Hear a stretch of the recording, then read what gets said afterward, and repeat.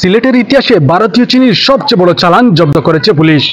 Police জানায় জব্দ করা প্রায় 125 টন চিনির বর্তমান বাজার মূল্য 2 কোটি টাকা।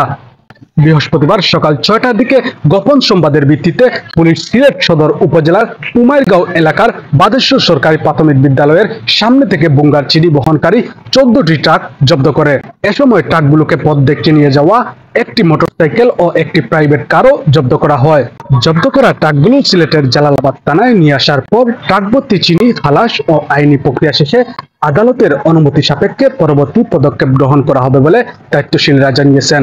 জানা যায়, সকালে চিনি বোঝাই ট্রাকগুলো কোম্পানিগঞ্জের পাড়ির পথ উমাইরগাঁওয়ের দিক থেকে সারিবদ্ধভাবে সিলেট শহরের দিকে যাচ্ছিল এবং ট্রাকগুলোর সামনে একটি প্রাইভেট কার ও একটি মোটরসাইকেল ছিল। সকাল 6টার দিকে ট্রাকগুলো উমাইরগাঁও এলাকার বাদেশ্বর সরকারি প্রাথমিক বিদ্যালয়ের সামনে পৌঁছায়। এ সময় পুলিশ সদস্যদের দেখে মোটরসাইকেল, প্রাইভেট কার ও ট্রাকের চালকরা মালামাল রেখে পালিয়ে যান। সিলেটের ইতিহাসে ভারতীয় চিনির সবচেয়ে বড় চালান জব্দ করা এই অভিযানের নেতৃত্ব দেন সিলেট মহানগর পুলিশের উপকমিশনার আজবাহার আলী শেখ।